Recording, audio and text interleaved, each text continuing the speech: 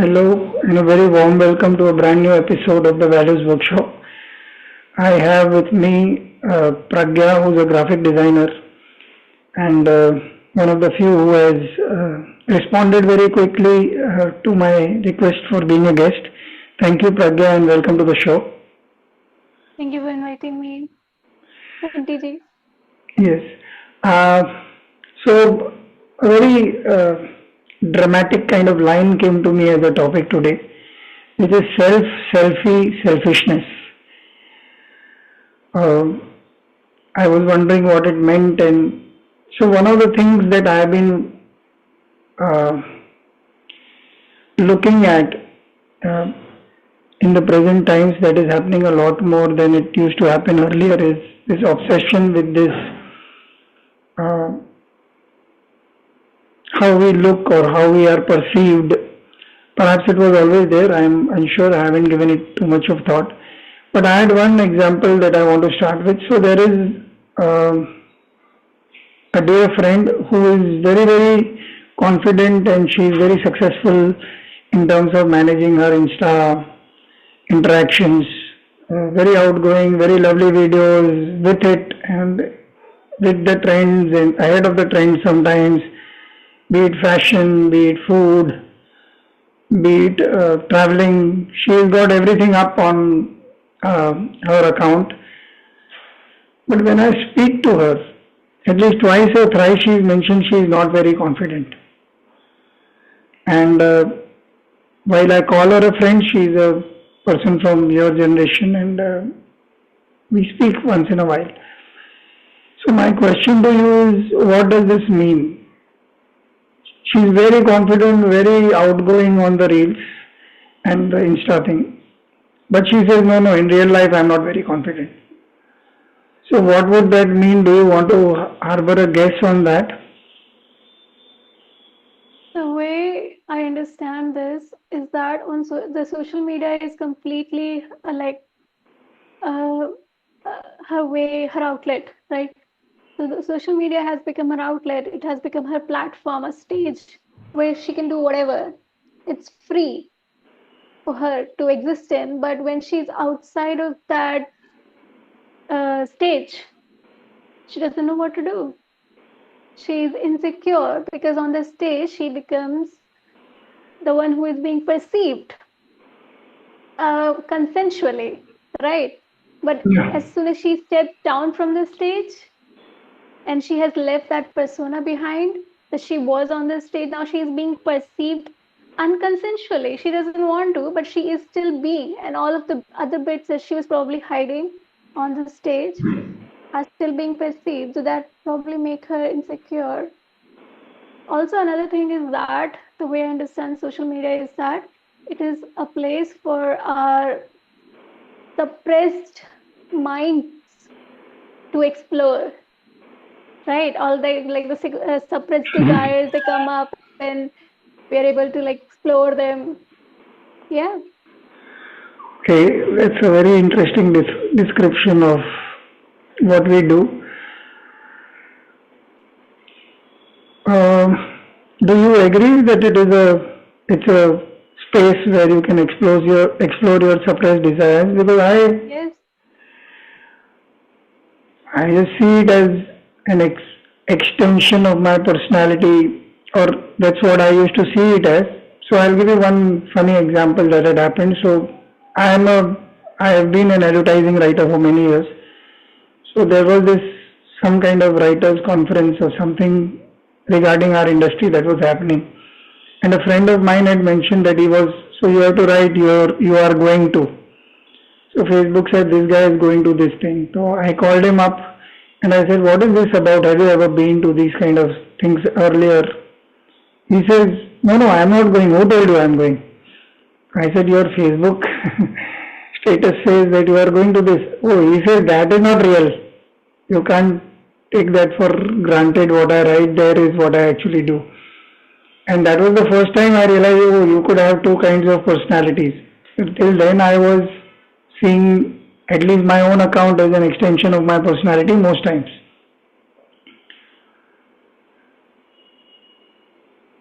Do you think suppression prima facie is a problem that we should tackle in a different manner, or is this okay to have a persona that gets it out? I think we all have personas when we are dealing with different facets of our lives. Like when I'm going to office, I'm a completely different person. When I'm holding tapping therapy circles, which is also something I do, Hmm. uh, then I'm a completely different person. But all of them are real. Like Uh, when I go, I don't know, to my cat, I'm a different person. When I'm talking to a stranger, I'm a different person, but all of them are real. So we do have parts of ourselves that come out at different times. Yes. The thing that um, sort of becomes problematic is when it becomes distorted. The okay. personas are not real anymore, right? I mean, how do I say this? When the way we act, like even when we're pretending to be sad, we know there are parts of ourselves we know कि हम pretend कर रहे हैं that we are sad, but the nervous system does not recognize that. The nervous system thinks that we are sad, and then it starts becoming sad, and so that leads to a lot of distortion in the identity, in the ego.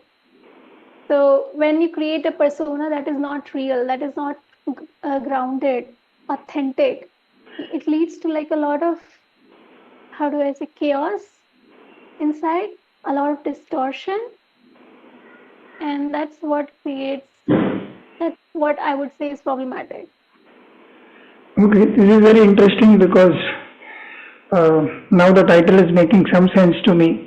We started from what would be an extension of selfie, because that is the portrayal that we want to convey to the world, and you are talking about the impact on the self.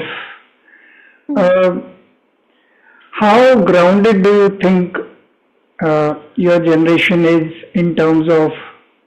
So one thing I need to specify. One of the things that I absolutely love about, uh, and I'm not getting into Gen Z or Alpha, Beta, whatever, all of those things, because that has its own uh, differences perhaps. But I'm saying मोटा मोटा generation A generation B सीधा अभी जो चला गया और जो अभी यंग है तो वो generation being one generation. One thing I absolutely love is the confidence and the honesty with which you deal with issues most times. Whoever I have come in touch with, I find they are unabashedly themselves as much as possible. Yes, of course, there will be, this is too much of a generalization and may not be true of everyone. But compared to our generation where a lot of things were brushed under the carpet, here it is more real. You name the issues. Uh, is it good or bad? I don't know, but I like it this way because at least the issues out there. Oh, I am anxious. I am this. So even if there are people who are going for therapy, it's not a big deal, as big a deal as it was even a few years back. So you're able to come out and talk about it, and I think it's a healthy thing. Whether therapy by itself works and what happens within therapy, I have my own uh, unsure parts of it. But that said, the people who are reaching out and doing these things, I find is a wonderful, wonderful way to accept things. So my question to you now: are you guys better grounded or less grounded according to you? If you were to compare generations or uh, different people that you know from your experience so far. I would say like there is a gap between the problems that your generation had, that our generation has, Okay. um, and and I would say that my generation is able to see the problems much more clearly, but they do not have the tools to deal with it, and so they drown themselves in the multitudes of like distractions that they have in their hand, which is literally in their hand all the time. The So small mini computer that they have, it's an addiction machine. It's a distraction for them, right? So while they are grounded in the way that they're able to see all that is happening, they're not grounded enough to take an action. Okay. They're not grounded enough to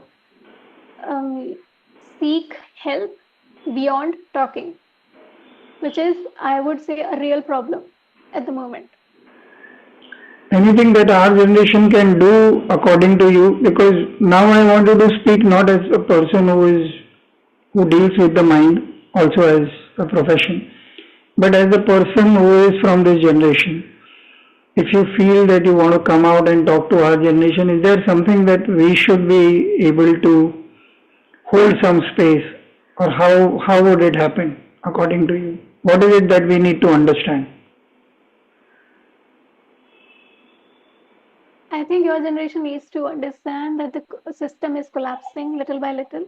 All the systems that we are currently living in, they're collapsing little by little, little by little. And my generation seeks a community that they are not able to get with the older generation, that they do not have that safety. They do not feel that they are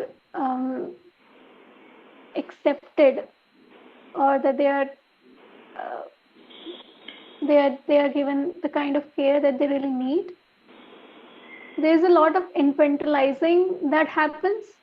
Like the older generation is constantly trying to infantilize the younger generation कि तुम तो बच्चे हो, तुम्हें क्या पता.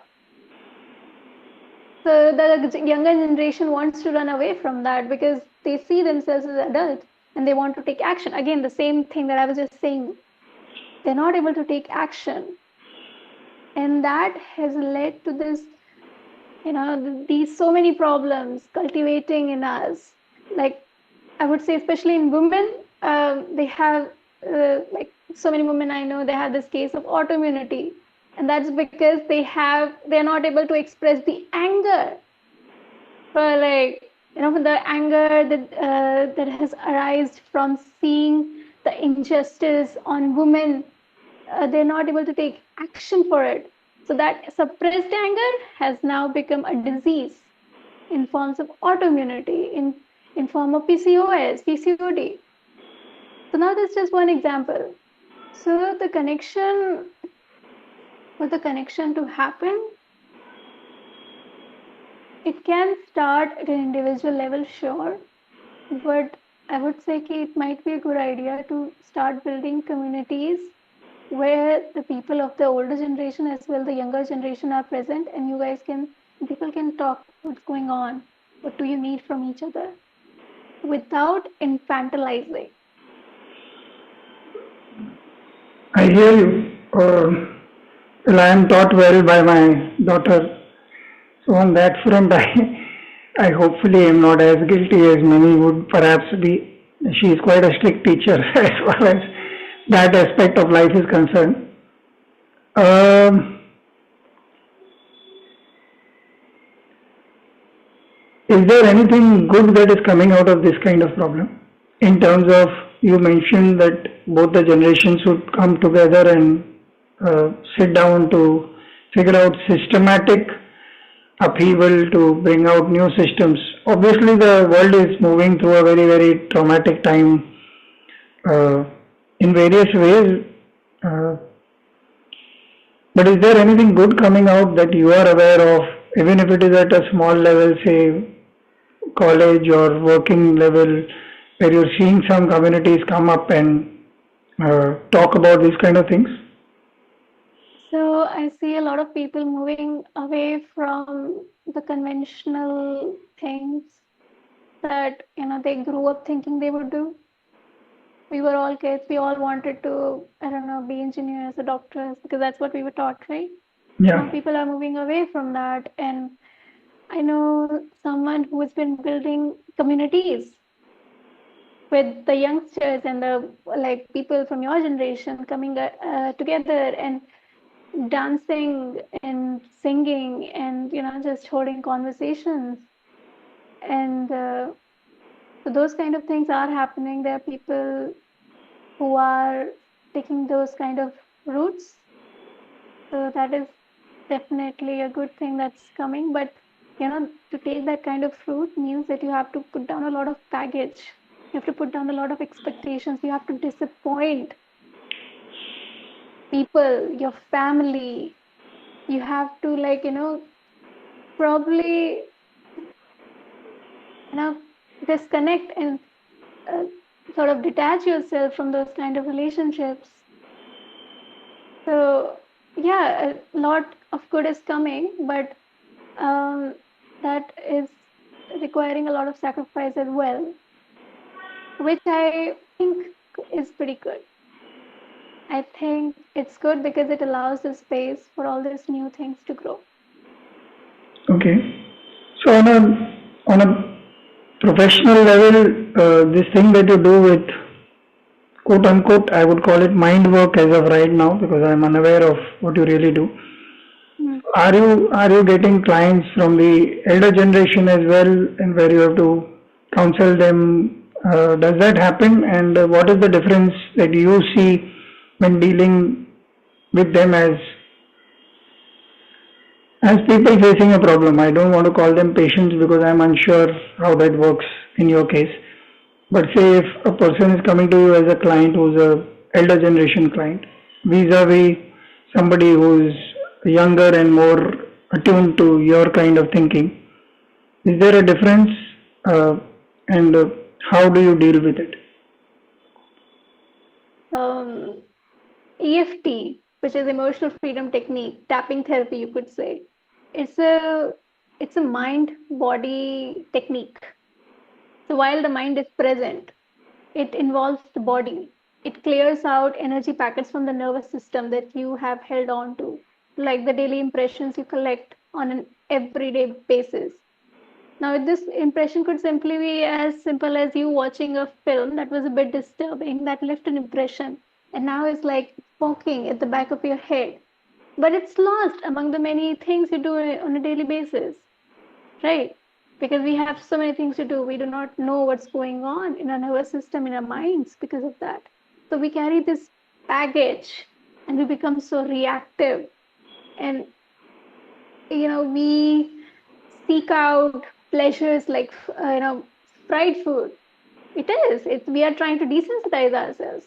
We are watching all this kind of stuff to put it down, and that keeps building and building and building and building. So I'm not taking individual clients. I am trying to hold circles of people who are coming together, who are present with each other, and we witness each other, and we go through this waves of emotions, and we allow ourselves to just be.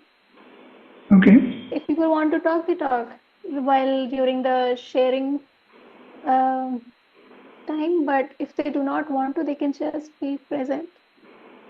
So that's all I'm trying to do. I want to sort of teach people. I want to give this very wonderful tool to people to regulate themselves, and as well as if people are meeting because of it, and they're able to be on the same wavelength, and maybe able to form some kind of friendship after it, that's even more wonderful.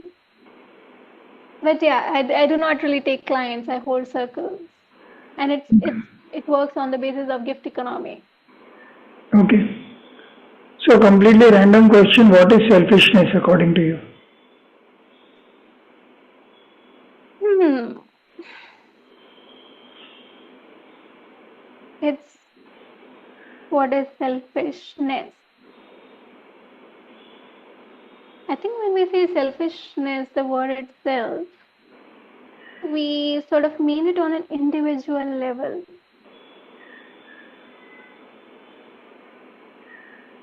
In a system that operates on the oppression of many people, Okay. selfish would be the people who are trying to break away from it.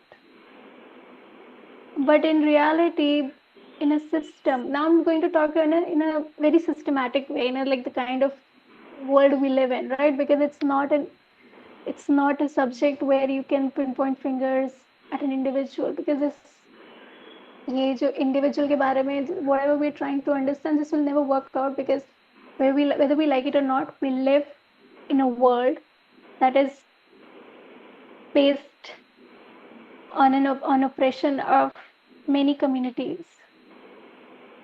Okay. So, but in reality, going back to the thing that I was saying. In reality, selfish are the people who are sitting on top, who are enabling this to happen, who are getting, who are getting power because of it, who are able to hold power because of it, and who are manipulating the whole thing. So, selfish, I would say, is the word that was invented to put blames on the individuals for their actions. And when the one that we really should be blaming are the current systems we're living in. Okay. So I want to now interject your earlier answer with this answer and see if there is something coming there. Whatever practices I have done and whatever little bit of life experience I have had, my understanding is each person is responsible for their own selves fully at every point of time, irrespective of the circumstances we find ourselves in. So while there is no doubt about what you said in terms of systems failing us, I think we are equally responsible to come out of it as much as we can with whatever powers we've been given. So now connecting the two, so you said you hold circles and where people can come and talk and let themselves out whatever they are feeling about, or they can sit quiet and just feel at peace with the rest of the circle, whatever that is.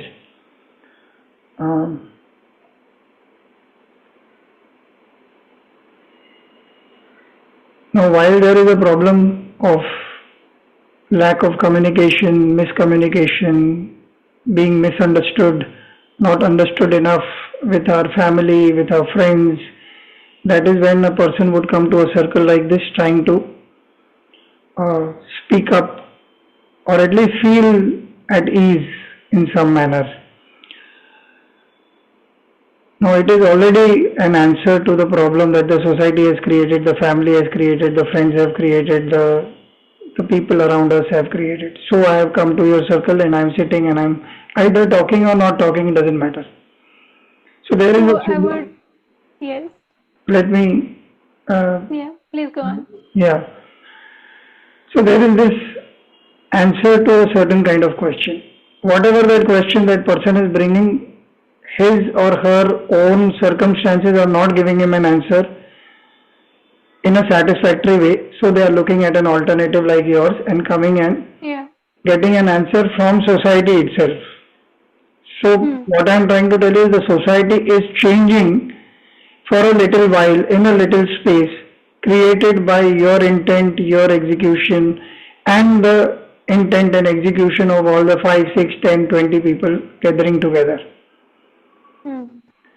So they have kind of resolved one small problem with one small answer.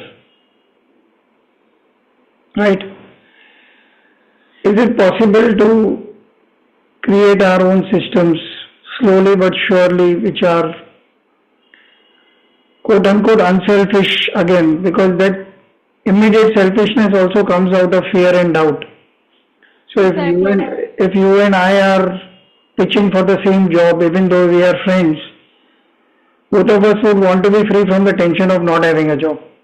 At that point of time, I can't think of you and say, "Ki, "Arey, jaane do," because I have my needs and whatever, and sometimes it may happen that both of us have an extreme need at that point of time.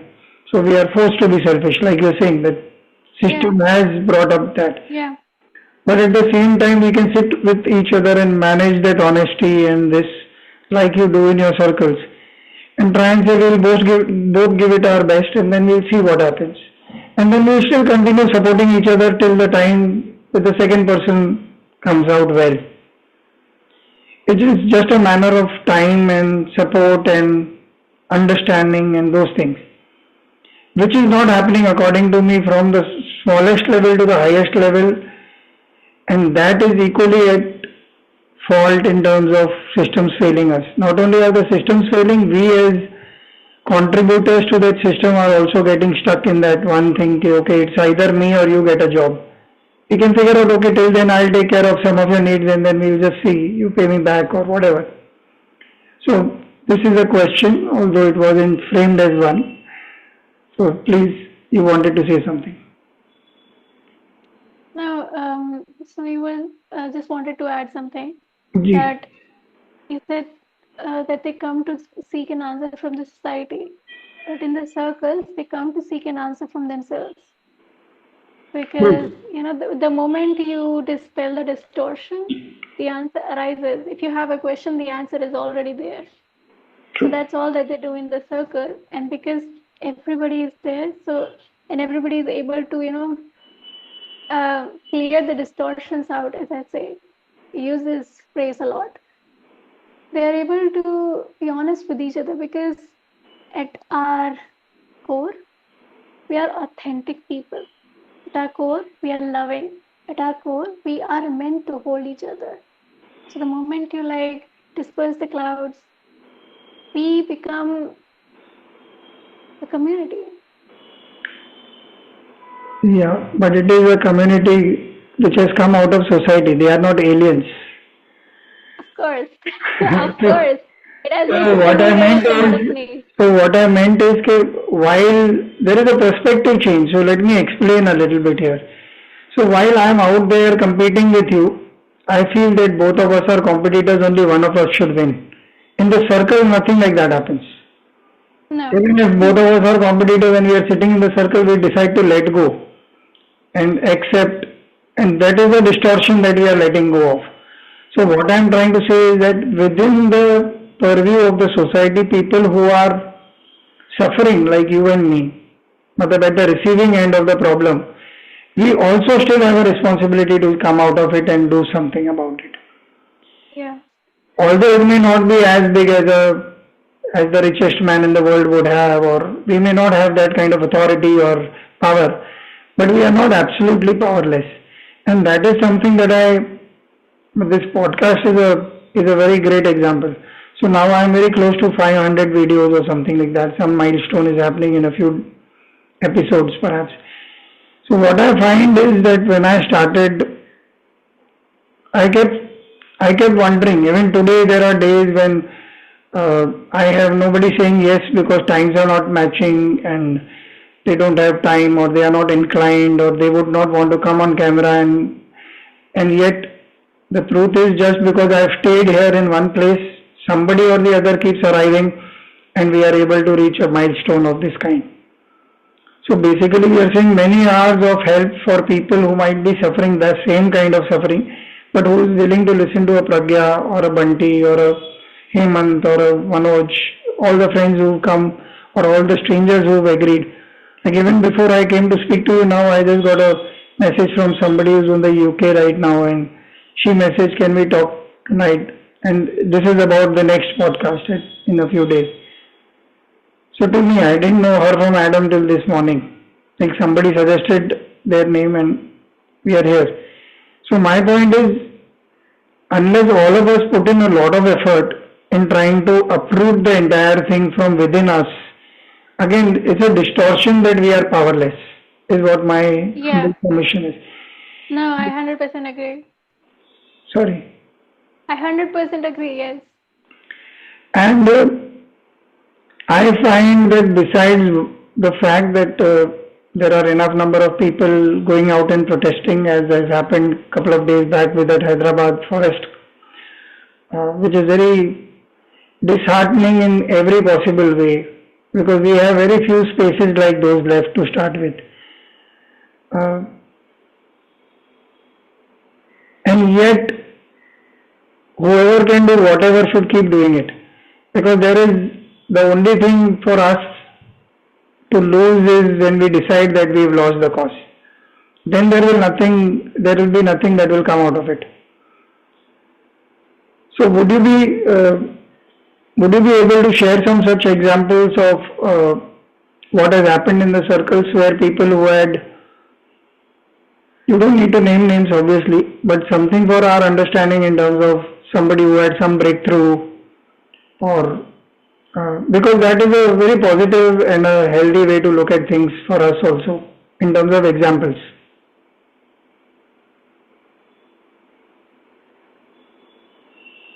So this is not a breakthrough, but in most of my circles, when people come, I make them write down where they are on the scale of 1 to 10 emotionally, and by the end, we compare where they are.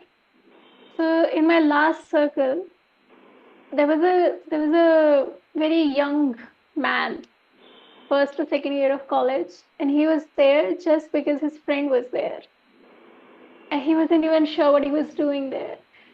And throughout the session, I kept telling that I kept feeling that he was not really present with it, or like not like he was not really able to sit with himself, tap into his nervous system, his emotional body.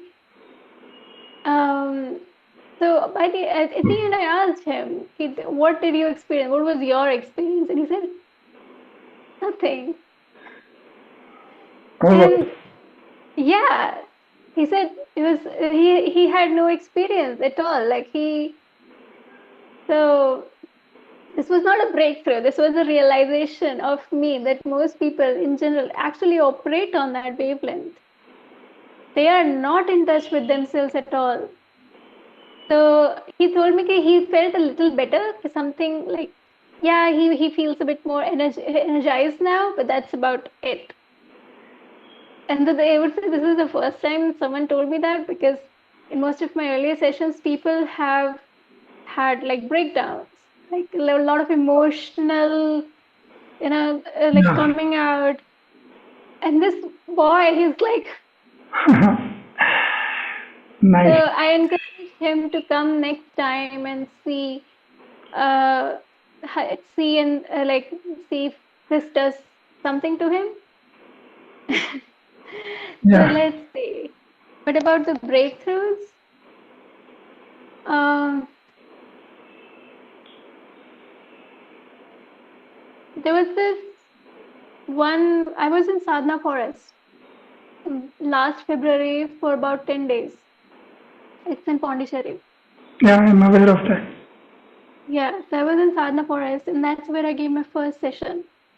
So there were a lot of people, and um, one of the women I had befriended, she started at like a very neutral, and then by the end, she was so overcome with so much.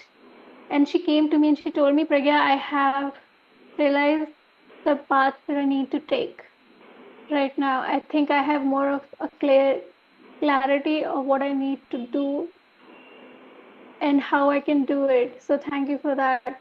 And after that session, then I was like, okay, I can, bring this to people. True. I can, yeah, can probably do this.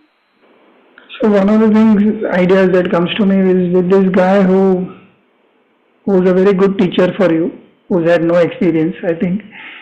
Uh, but he still said that he felt energized. It can't be by chance. So you need to probe that further and go down that rabbit hole where it takes him. Uh, Finally, sometimes we don't have the words. We may feel it, and that is a more intuitively true expression of Mm. what we are trying to say. So yeah, if he comes again, I think it's a good thing for him. Uh, it's a good thing for you to understand. Sometimes there might be some methodology that you may need to employ even within a circle like this for people who are struggling to come out, like he was apparently. Uh, are you confident and clear in your life about all your issues? Yes, I would say. I have clarity, but also because I have clarity, I do not undermine myself, but I also do not overestimate myself. Okay. I'm like somewhere over here. I'm like, I would say, all in all, I'm like a very balanced person now. Okay. This is after years of being in depression and having anxiety and all those things. Lovely. That was my next Yeah. question. Yeah, yeah. I've had all kinds of mental diseases you can name. Like, yeah, I've had that. Wonderful. So, at what point of insight did you change?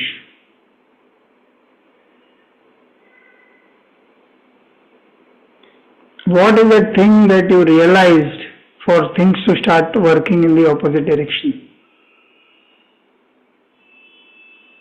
One was that I'm not alone, that I am divinely guided.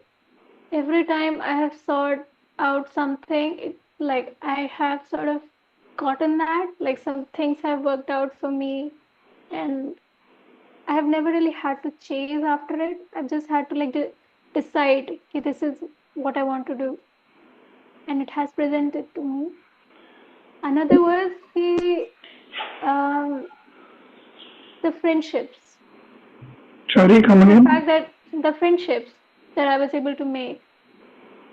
Um, so all of my friendships are like very intimate in nature. We do not hold any um, like we have no personas to each other. We are as we are to each other. So I would say I have like two, three friends, not a lot, but that just that number, it has enriched me so much that I feel like I can take action, that I feel like I can give because I'm receiving. And another thing was accepting that, um, accepting like accepting that I am not going to save anyone.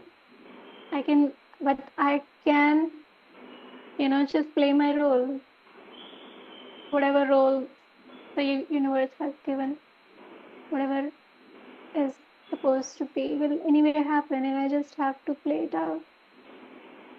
That has brought a lot of peace. I'm not happy with the answer. I'll rephrase my question. Yeah, go So ahead. the question is, so there is a Rabindranath Tagore quote which says, "Faith is the something to do with the point of dawn, where you can see the dawn even before the night has ended." So now Hmm. these, when you mention these kind of mental states of uh, loosely calling them depression and anxiety, I do not want to undermine the medical condition that it is, but unhappiness. Let's just keep it there. That you were unhappy with whatever was happening in your life. From there, there is always a point or a shift in conscious understanding. So while you did mention the manifestations of it, that Hmm. Yeah, I think, yeah, that's what I did. Yeah, you but got me. I want to know the point, because that will help somebody understand. Okay, this is what I need. So something I can explain. So there are times when you let go, and it is a massive let go, because you know that okay, now I am going to lose. It's okay. I'll allow myself to lose. So that learning gives you that whole chance. Okay, now let me freely try for whatever else that is available to me, and it then happens or something like that. So do you have any such memory or any incident or any clarity that just came and you said, oh, this is where I have been distorting, to use your term. I love the term. I think I'm going to use it for a while now.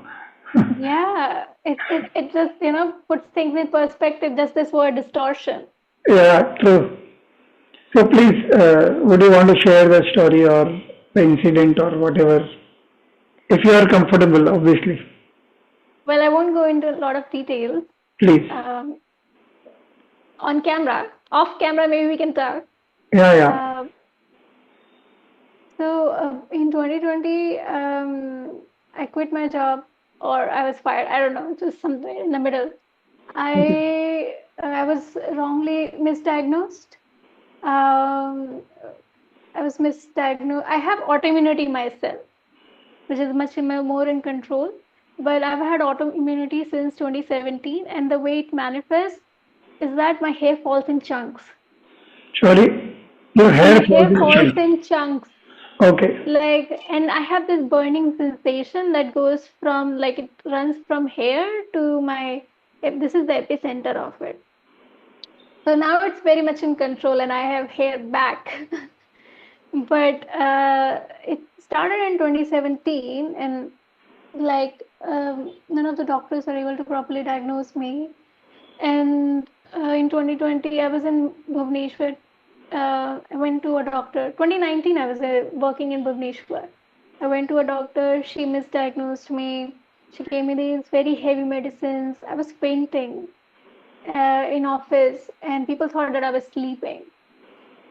And I had to take an emergency leave of 3 months, and I went back to my parents' place, which was in Ghaziabad. And then I went back to Bhubaneswar thinking I'll maybe join that same office again, but I didn't. And then COVID happened. And at that point, I was like, oh shit, I cannot go back to a corporate setting ever again. And then 6 months later, I was back to my parents' place because I did not have a job. I didn't have money. Um, then I was like, oh shit, I have no money. Oh shit.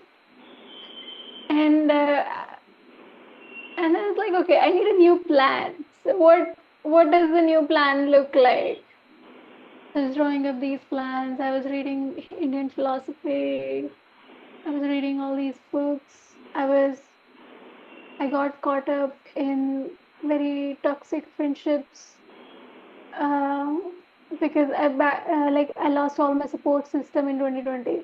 Everything just sort of fell apart. Everything I sort of believed in, like, who am I now? And then, but even when all of this was happening, there was just something, at the center of it. Like when there's a hurricane happening, uske beech mein there's a point that nothing moves, it's all calm. I was always able to see that. I was always able to, I don't know, maybe not reach it, but like it was always within my reach. Because there is that calm over there. There is something. And I think it was that I just surrendered. I was like, okay, maybe I'm going to fail in life. And then I had to reinvent myself from scratch. Who Wow. am I? What do I do? I had to find all the parts of me that I had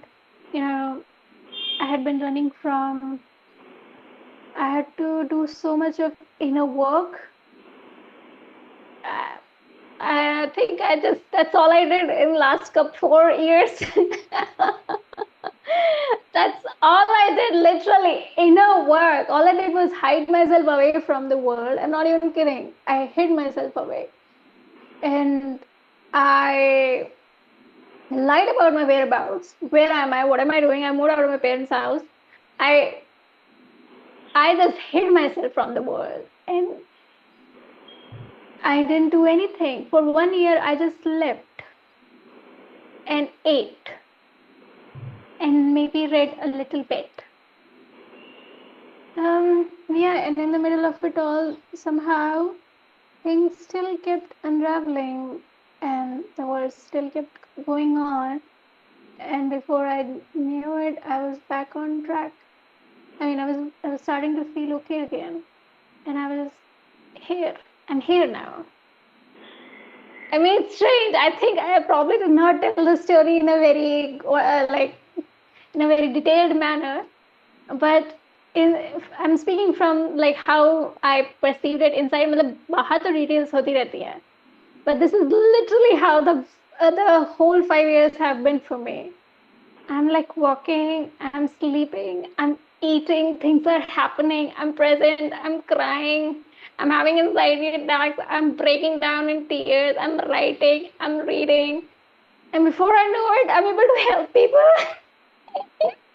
I'm able to see the same thing in them, and I'm able to see, oh, okay, I have crossed that bridge. So maybe I can tell them how to cross that bridge too.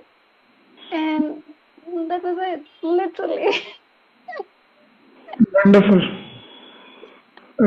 Someday you'll be able to say, I'm sure even now you are able to see it. Those were the best years of my life. Uh, I would say, yeah. I mean, yeah. They when I was living them, it was pathetic. I did not know what was going on. There was so much of confusion and chaos. But I think I needed that. It was also a form of rest, and I needed that terribly. Wonderful. What does the future hold for you?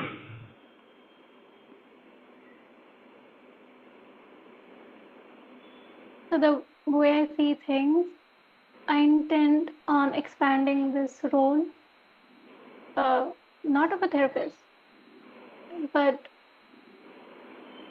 I want to build communities. I want to build a community of my own. I do not want to live a very nuclear life, you know. But I am also an activist through and through, as you could tell, I guess. So I want to live very close to nature, and I want to build communities of people who probably hold same way. Like, sadhana forest, I would say the sadhana forest literally changed how I view things a lot. Being there, that they were able to accomplish that, I was like, okay, if they can do it, why can I not? Why can't I do something similar, not same, but yeah. Yeah. So that's what the future holds for me. Tathastu. May that happen and may you be a blessing to yourself and all others that you come across. Uh, this has been a wonderful chat. You've been an absolute Oh, amazing guest and absolutely open about things which are difficult to talk on camera. But the objective yeah. of this workshop is to be a balm to people who are going through the same things. And in a way, hopefully, you will reach out to more people who will gain a lot of strength because those days when they are happening, they are very difficult. At that point, there is no wisdom coming overnight and saying, oh, it's clicked.